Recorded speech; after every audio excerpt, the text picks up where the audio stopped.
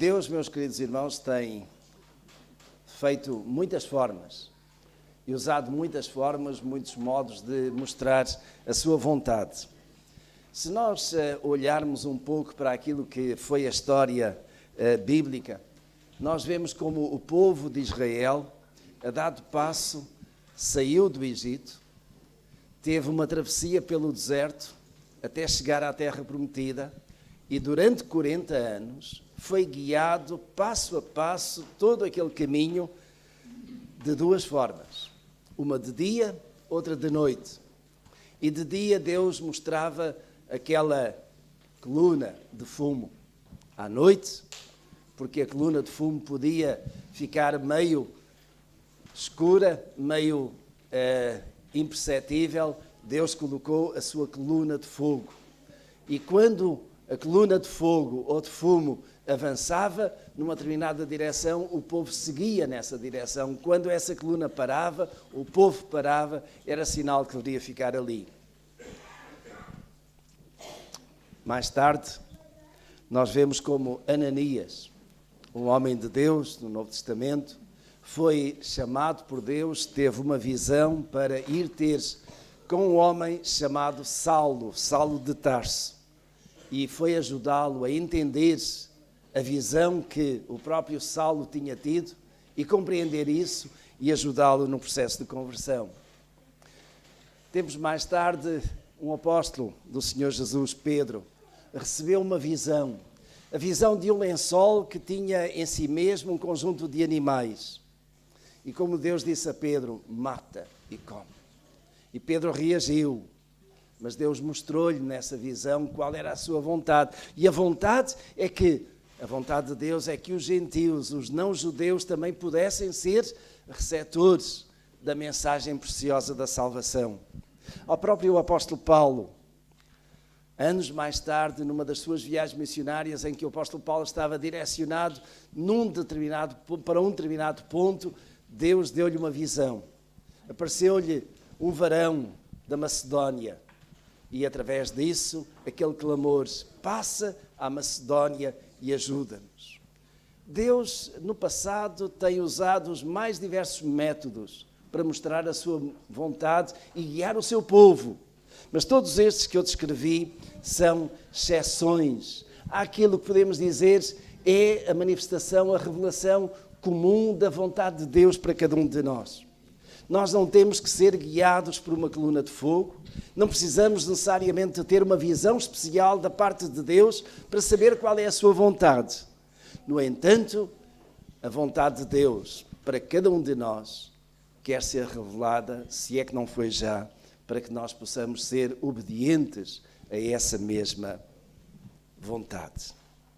Se aquilo que eu mencionei há pouco são exceções, então qual é a regra na Escritura para nós entendermos, conhecermos, entendermos, descobrirmos e seguirmos essa vontade de Deus? Há vários textos bíblicos que nos falam exatamente disso, da vontade de Deus. Um deles, que está com certeza à disposição de cada um de nós, é em Efésios, capítulo 5. Efésios, capítulo 5, versículos 17 e 18. É um dos textos que nos fala da vontade de Deus e do convite, do desafio que é feito para nós entendermos qual é a vontade de Deus. Efésios, capítulo 5, versos 17 e 18, Paulo escreveu assim: por isso, não sejais insensatos, mas entendei qual seja a vontade do Senhor. E não vos embriagueis com vinho, no qual há devassidão, mas enchei-vos do Espírito. E eu creio, meus irmãos, que esse é o ponto de partida para nós entendermos a vontade de Deus. Não apenas somos conclamados a isso mesmo, a entender qual é a vontade de Deus, mas, na verdade, é isto. Como é que eu posso entender qual é a vontade de Deus? Nós entenderemos a vontade de Deus quanto mais nós dependermos do Espírito Santo. É o Espírito Santo que vai revelar, é o Espírito Santo que vai ajudar-nos a entender qual é a vontade de Deus nas mais diversas áreas da nossa vida, particularmente para cada um de nós. E a vontade de Deus para mim não é necessariamente a mesma em todos os aspectos, em todas as minhas esferas de ação, de vida, que é para cada um de vós.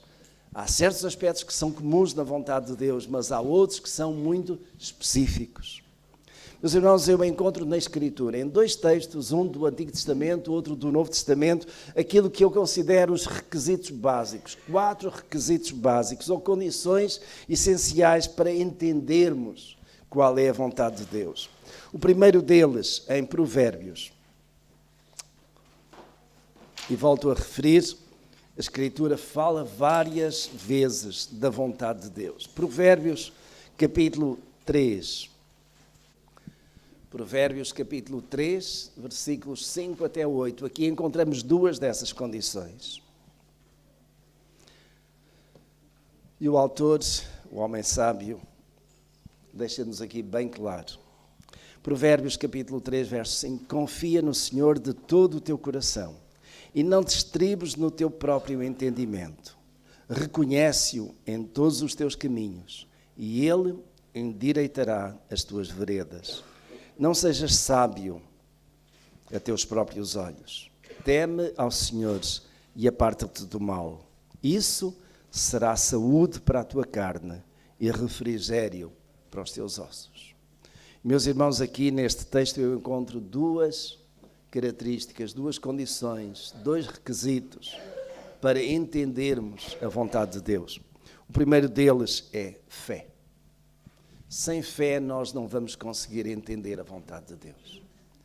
E o autor deste livro de Provérbios e deste provérbio em particular diz: confia no Senhor. Confiar implica fé.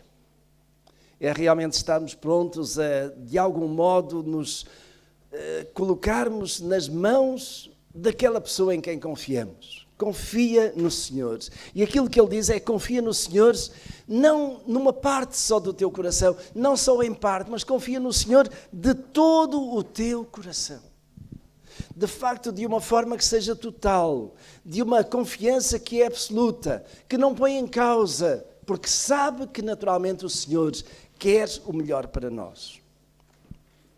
Mas às vezes nós não sabemos como confiar no Senhor. Não sabemos bem buscar essa sabedoria de Deus. E é interessante, os irmãos podem deixar aí aberto ou o marcador e chegarmos a Tiago. Tiago, um apóstolo do Senhor Jesus, que acabou por nos deixar aquilo que nós muitas vezes precisamos de fazer e que esquecemos, que está ao nosso alcance. Nós precisamos de sabedoria. Sabedoria para entender as circunstâncias. Sabedoria para, de algum modo, perceber o que é que Deus está a querer dizer. Sabedoria para dirigir a nossa vida. E aonde é que nós vamos encontrar sabedoria? Tiago, capítulo 1, versículo 5 até 7. E ele diz: ora, se algum de vós tem falta de sabedoria, peça a Deus, que a todos dá liberalmente e não censura, e ser-lhe-á dada. Peça, porém, com fé, não duvidando, pois aquele que duvida é semelhante à onda do mar que é sublevada e agitada pelo vento. Não pense tal homem que receberá do Senhor alguma coisa. O homem vacilante que é e inconstante nos seus caminhos. Se alguém tem falta de sabedoria, peça a Deus, mas peça com fé. Senhores, mostra-me qual é a tua vontade. Senhores, dá-me sabedoria para eu poder entender e fazer as coisas que preciso fazer. Aquele que foi um grande rei em Israel, de nome Salomão, sucedendo ao seu pai, que havia sido certamente um grande rei em Israel.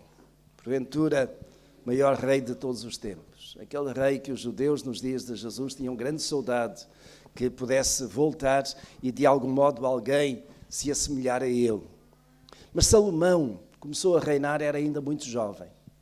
E a primeira coisa que ele faz nesse processo de assumir o reinado é pedir a Deus sabedoria. Salomão podia ter pedido riqueza, não o fez. Salomão podia ter pedido prestígio, não o fez. Salomão podia ter pedido 1001 coisas, mas não o fez. Ele pediu humildemente sabedoria. E Salomão é reconhecido como um dos homens mais sábios do mundo.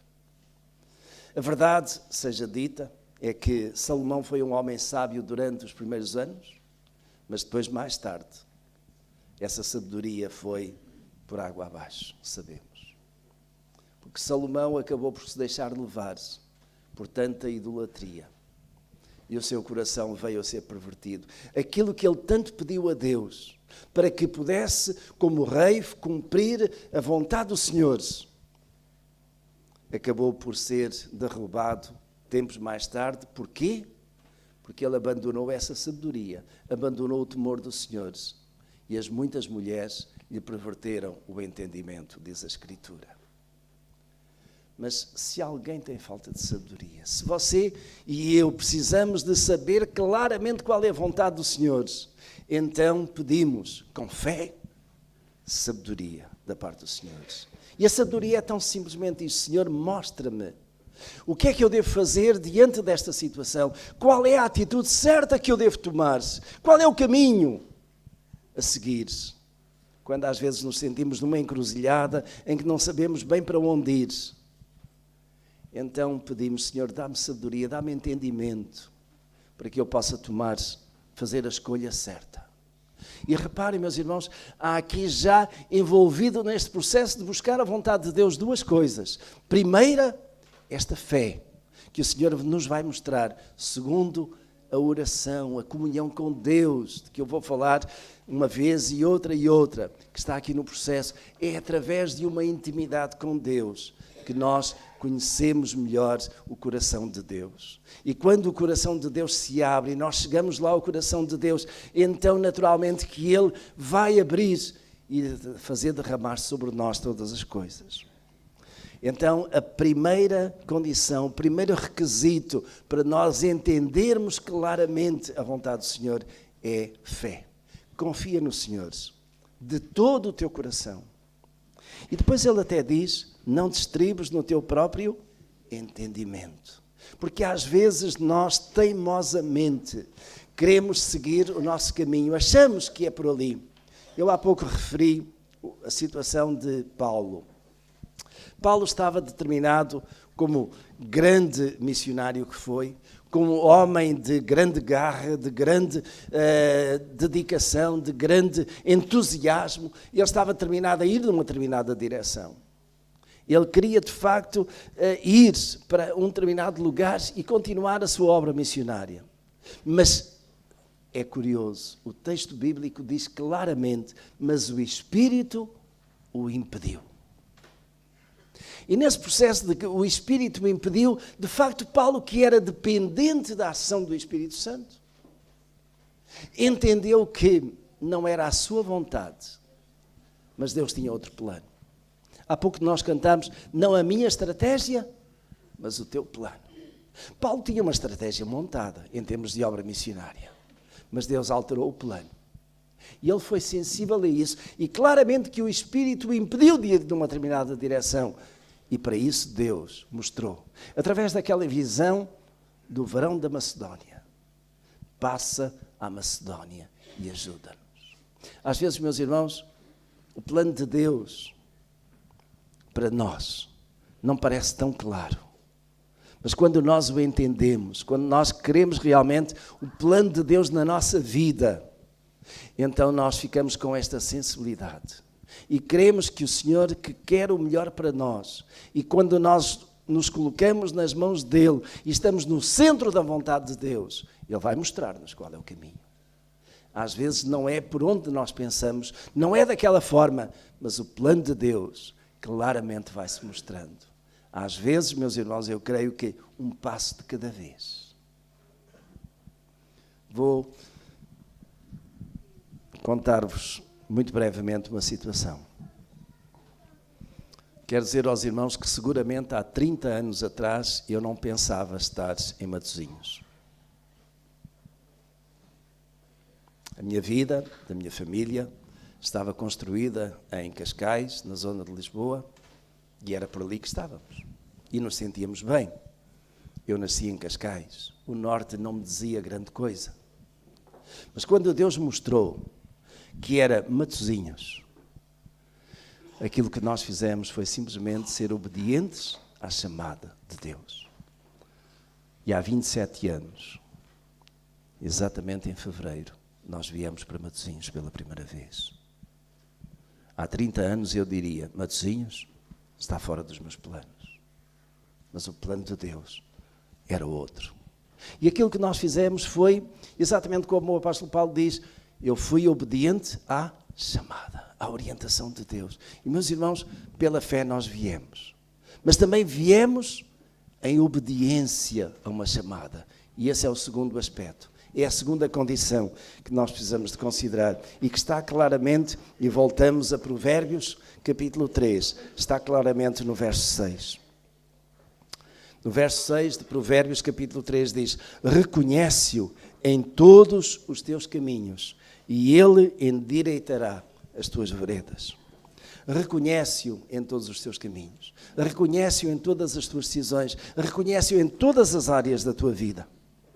Não só no plano espiritual, nós queremos a vontade de Deus, mas em todas as outras áreas.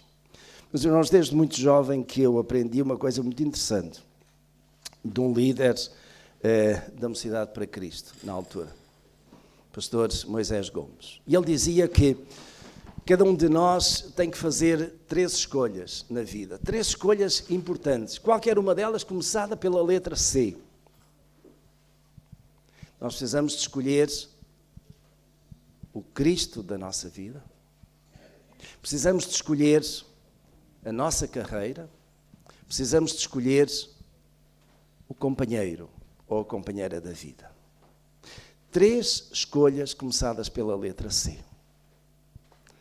E quando ele dizia, precisamos de escolher o Cristo da nossa vida, é naquele sentido de escolher a quem nós seguimos em termos espirituais.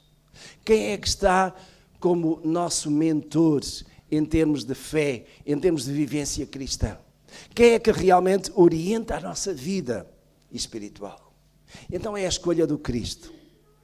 E como jovem eu escolhi Cristo na minha vida.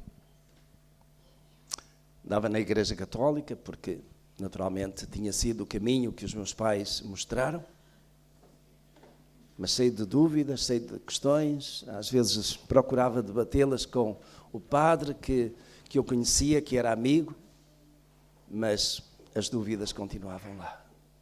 Até que eu entendi que o plano de Deus para a minha vida passava exatamente por aceitar Jesus Cristo como aquele que morreu na cruz do Calvário, aquele que era o Senhor. E então eu aceitei Jesus não apenas como Salvador, mas também como Senhor da minha vida. Eu tinha encontrado o Cristo, o primeiro C. E foi numa altura em que eu estava exatamente já com uma carreira definida, porque estava exatamente na universidade, curiosamente, a estudar engenharia, mas não a engenharia civil, a engenharia eletrotécnica. E é curioso, cheguei até ao 5º ano e depois, por causa de Cristo na minha vida, eu deixei tudo isso para trás e entrei no seminário. Porque Deus tinha uma outra carreira para mim. E eu encontrei de facto a carreira que me estava proposta. A carreira que era a vontade de Deus. E quero dizer-vos que não foi nada fácil. Porque nem os meus pais, sobretudo o meu pai, apesar de ser crente, e muitos outros entenderam. O meu pai já tinha tudo preparado para eu, que iria terminar o curso de Engenharia Eletrotécnica, daí uns meses, poder entrar na CP, os Caminhos de Ferro de Portugal. Tudo já estava preparado. Ele tinha um homem lá que veio a ser ministro da Educação, mais tarde veio a Simão que diz, quando o teu filho acabar, ele que me traga o diploma e eu arranjo-lhe lugar aqui nos quadros. Aquela era a carreira que, de certo modo, eu estava a escolher, que os meus pais tanto queriam, particularmente o meu pai, mas não era o plano de Deus para a minha vida. Foi durante os meus tempos de seminário que eu encontrei também a minha companheira de vida. Já vai em 40 e poucos anos. São escolhas que nós fazemos.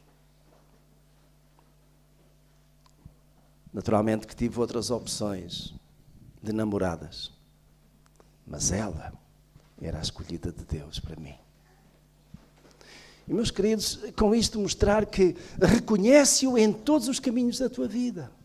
No plano espiritual, no plano de carreira profissional, no plano de escolha daquele ou daquela que vai ser o teu companheiro de vida. Um dia ouvi um jovem dizer, e orar deste modo: Senhores, escolhe a namorada para mim, mas quando escolheres, lembra-te da Maria.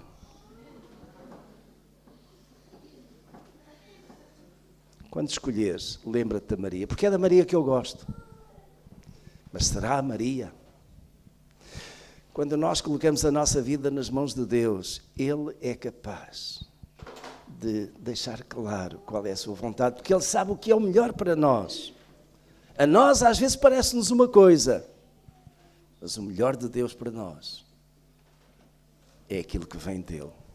Reconhece-o em todos os caminhos da tua vida. Meus irmãos, como é que eu posso? Como é que eu fiz as escolhas da minha vida? Muitas delas. Através daquilo que é uma arma preciosa que está ao nosso alcance, a oração. E eu gostaria de tomar alguns minutos da vossa atenção para a oração. Porque eu creio que é através da oração que nós chegamos ao trono da graça de Deus. É através da nossa oração que nós entramos lá, no santuário, e entendemos Deus e estamos em grande comunhão com Ele. 1 Tessalonicenses, capítulo 5.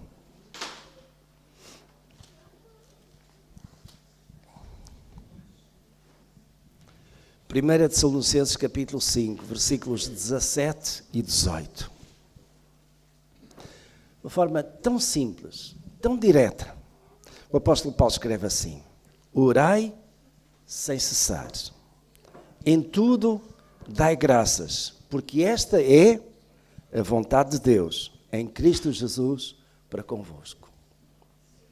Orai sem cessar. O que é que isso significa, meus irmãos?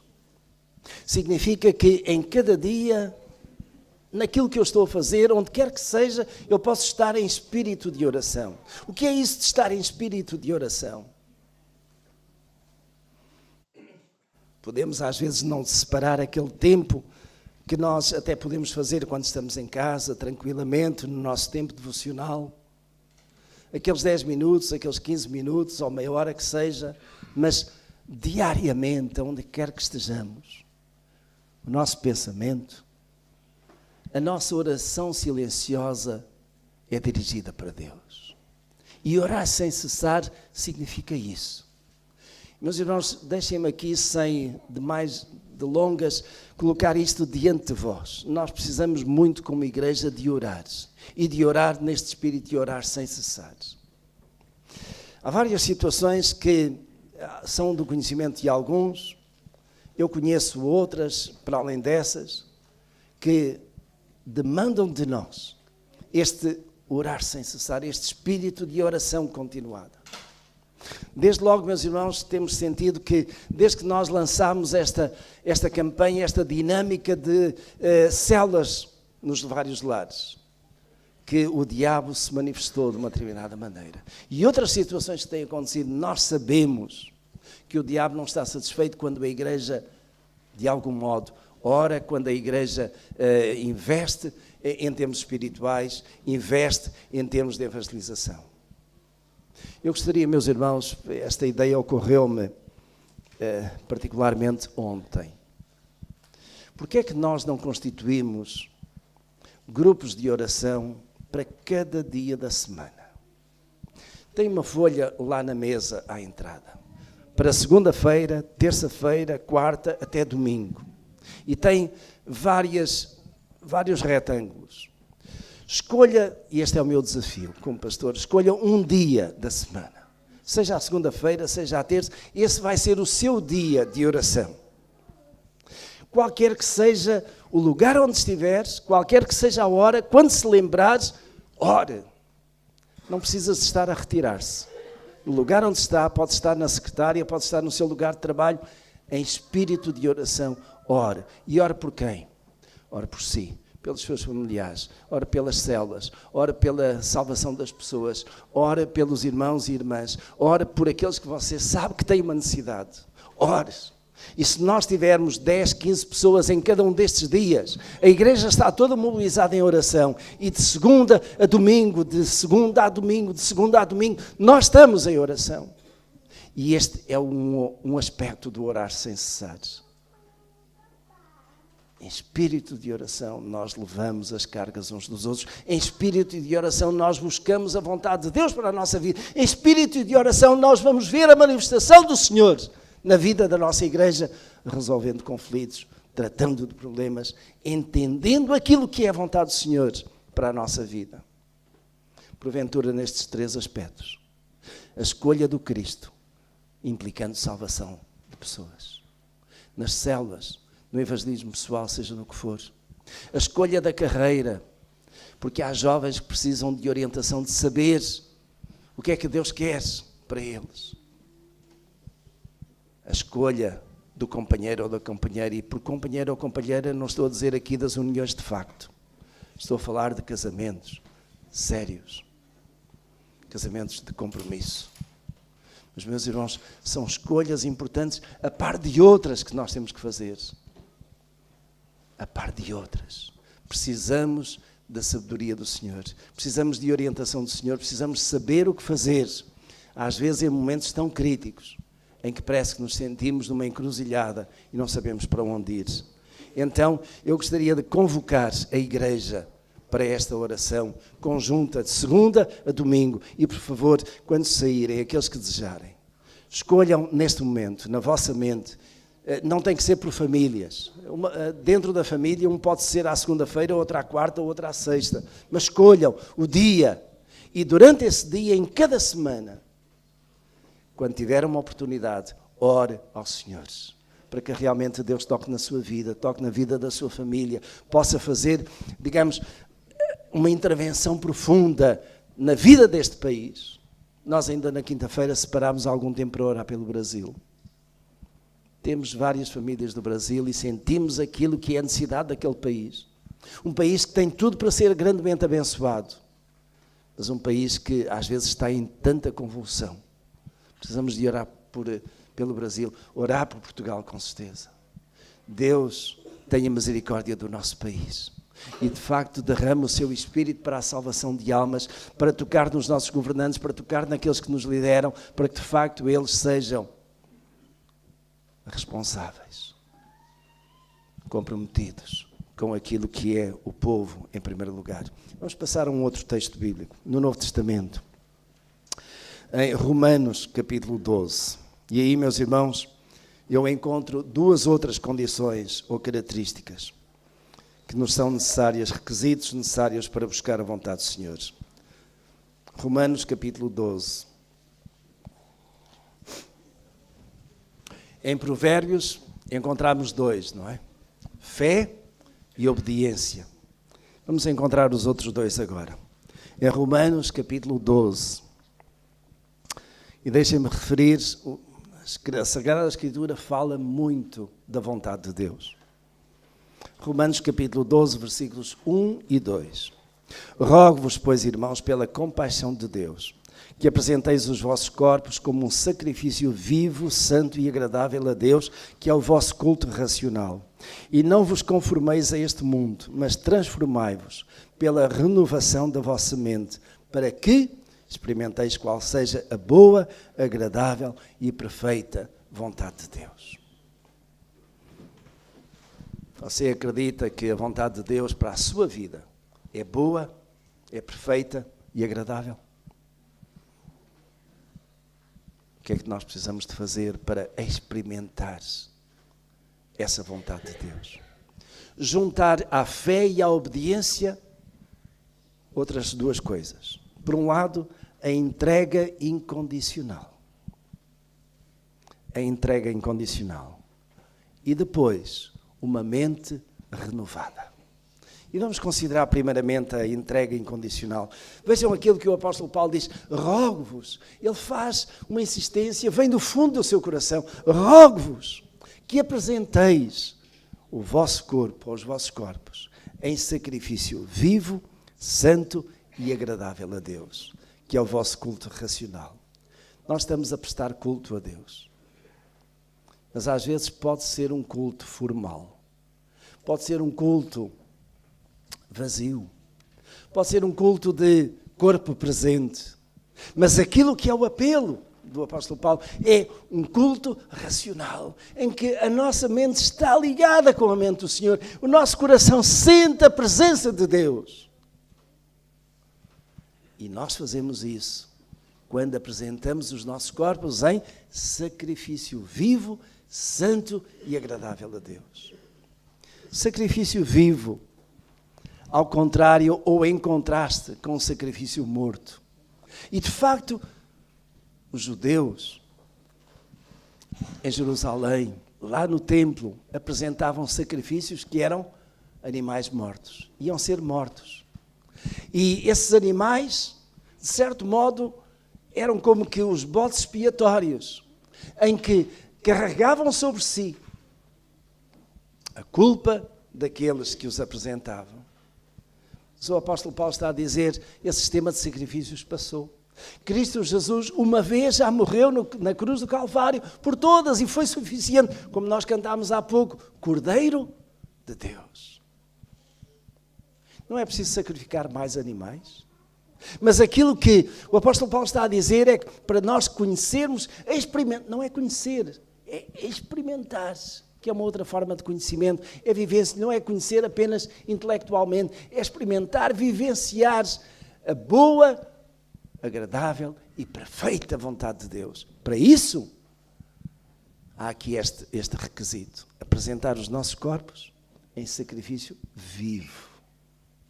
Ou seja, é a nossa vivência, é a nossa vida, que tem naturalmente que ser uma vida digna. E ele acrescenta, para que não haja dúvidas, santa. E meus irmãos, quando nós vamos, por exemplo, para 1 Tessalonicenses, capítulo 4, ele deixa-nos aí exatamente aquilo que entende por essa santidade. 1 Tessalonicenses capítulo 4, verso 1 a 4, ele diz, finalmente, irmãos, vos rogamos e exortamos no Senhor Jesus que, como aprendestes de nós, de que maneira deveis andar e agradar a Deus, assim como estáis fazendo, nisso mesmo abundeis cada vez mais. Pois vós sabeis que preceitos vos temos dado pelo Senhor Jesus, porque esta é a vontade de Deus, a saber, a vossa santificação, que vos abstenhais da prostituição, que cada um de vós saiba possuir o seu vaso em santidade e honra. Qual é a vontade de Deus para nós? Vidas santificadas. E como é que nós podemos santificar as nossas vidas? Separando-nos de todo o mal. Essa é a vontade de Deus. A vontade de Deus não é que nós vivamos no pecado, que vivamos na lama, que vivamos no charco, mas que tenhamos vidas que sejam purificadas. Purificadas pelo sangue de Jesus, purificadas pela sua graça, purificadas pelo seu amor e pela sua misericórdia. Vidas santas. Então a santificação tem a ver exatamente com isso. Quanto mais santificados nós tivermos, melhores e melhores nós conseguimos alcançar Deus. A Escritura diz que sede santos porque eu sou santo. E que sem a santificação ninguém verá a Deus. E meus irmãos, porquê? Porque Deus é santo. Os irmãos lembram-se, vem muitas vezes à minha mente, exatamente essa experiência extraordinária, quando Isaías foi ao templo. Tinha ido tantas vezes. Era mais um culto formal. Mas quando ele chegou, ele viu a glória de Deus encher todo aquele lugar. E ele ouviu os anjos dizer, santo, santo, santo. E Isaías tremeu. E tremeu porquê? Porque ele sentiu a presença de Deus naquele lugar de uma forma única, extraordinária. E ele clamou ao Senhor: ai de mim, que sou homem impuro e vivo no meio de um povo impuro. Homem com os lábios impuros.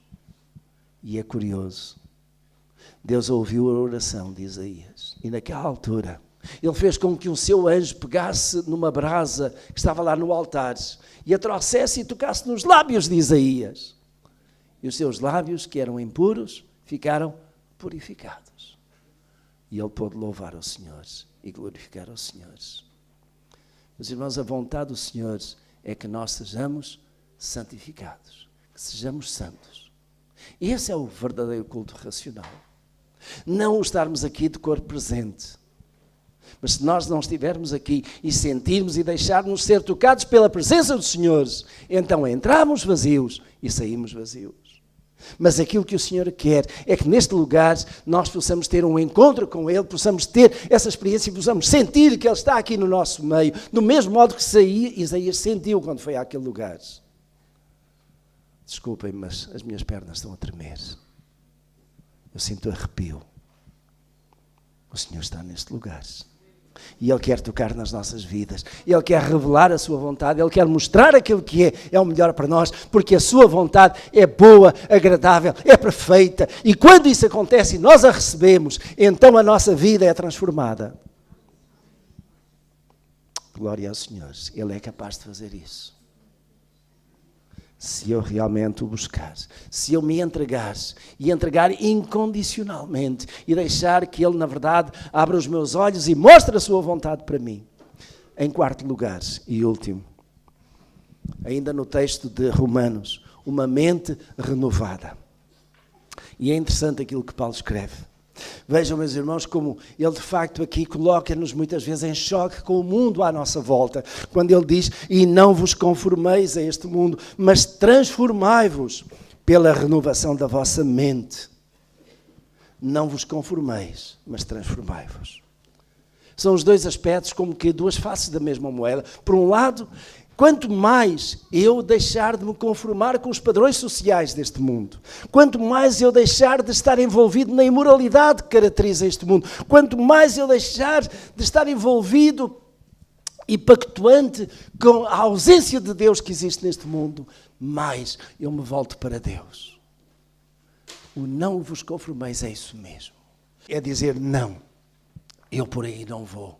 Não, isso eu não faço. Não, isso eu não sigo. Não vos conformeis. Isto é, não tomeis a forma do mundo. Não ides atrás de modas que são passageiras e são muitas vezes fúteis. Mas transformai-vos. E transformai-vos aonde? Exatamente aonde o diabo mais pega. Onde é que o diabo mais pega na vossa vida? É aqui. Os irmãos sabem, e alguns são da ciência e da medicina, a nossa mente, o nosso cérebro é uma coisa fantástica. E é de facto não aquilo que o cantor diz: o sonho comanda a vida, mas é o nosso cérebro que comanda a vida. Aquilo que eu penso é aquilo que eu faço. Aliás, um dia alguém disse que nós somos aquilo que pensamos. E de facto parece verdade. Porque eu sou aquilo que vou fazer. Eu sou aquilo que eu digo. Eu sou aquilo em que estou envolvido. E eu digo, faço aquilo que eu penso. Se eu penso fazer as coisas de uma determinada maneira, é isso que vai acontecer, muitas vezes. E a questão é, será que é isso a vontade de Deus? Agora, quando Paulo diz, vos transformeis pela renovação da vossa mente, como é que eu vou deixar que a minha mente seja transformada? Isto é, mudar de forma, mudar de orientação. Paulo também escreve aos Coríntios, capítulo 2, não vamos ler, verso 16, mas diz, tão simplesmente isto, nós temos a mente de Cristo. E se nós temos a mente de Cristo, então o que é que eu vou pensar? Eu vou pensar aquilo que Cristo pensaria. Os irmãos sabem, já me têm ouvido dizer, e eu não tenho medo de me repetir, há um livro fantástico, que eu gosto muito e que alguns já leram, Em Seus Passos, que faria Jesus. Eu penso, meus irmãos, que isso é determinante. E façam assim, aceitem este meu desafio.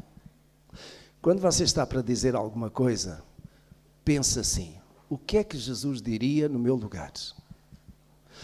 Quando você está a ter algum pensamento, pense assim, será que Jesus pensaria como eu? Será que Jesus agiria como eu? Será que Jesus faria o que eu estou pronto para fazer? Isso é ter a mente de Cristo. É deixar que Cristo tome a nossa mente e nos ajude a pensar, a refletir sobre o mundo, a tomar as decisões certas na hora certa. Quanto mais isso acontece, meus irmãos, mais nós percebemos que a vontade de Deus não é nenhum mistério.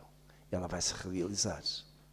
Porque nós vamos sendo conduzidos por essa vontade de Deus. Os irmãos lembram-se, Jesus veio para cumprir a vontade do Pai. Mas houve um momento de grande aflição, de grande conflito em Jesus acerca da vontade do Pai. Os irmãos lembram-se quando foi? Jesus estava lá no jardim do Getsemane. Tinha ido com os seus discípulos, depois de ter tomado a ceia pascal, foi com os seus discípulos e estava lá no Monte das Oliveiras.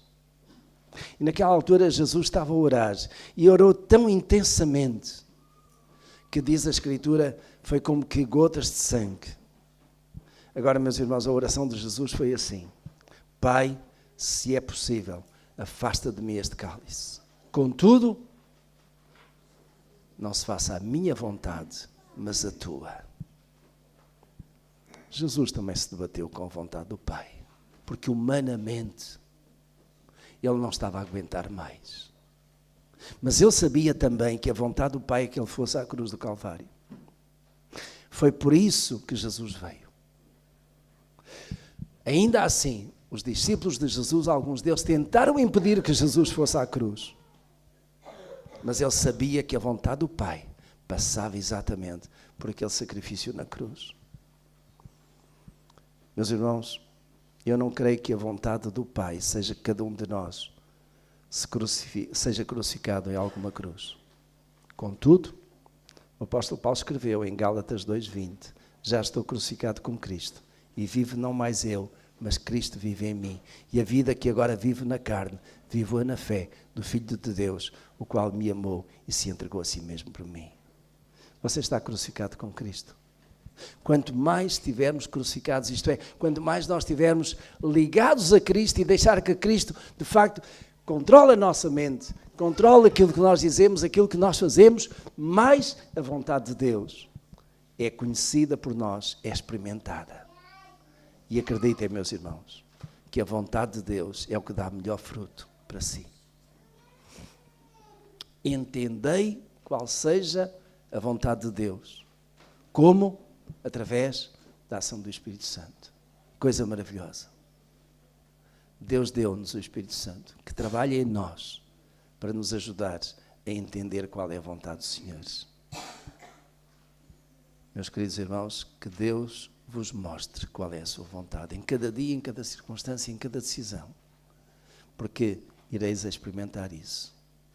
A prazo, às vezes não no imediato, mas a prazo, a vontade do Senhor é melhor, porque ela é boa, é perfeita e é agradável. Que o Senhor vos ajude, a vós e a mim, para conhecermos essa vontade do Senhor e a vivermos em cada dia.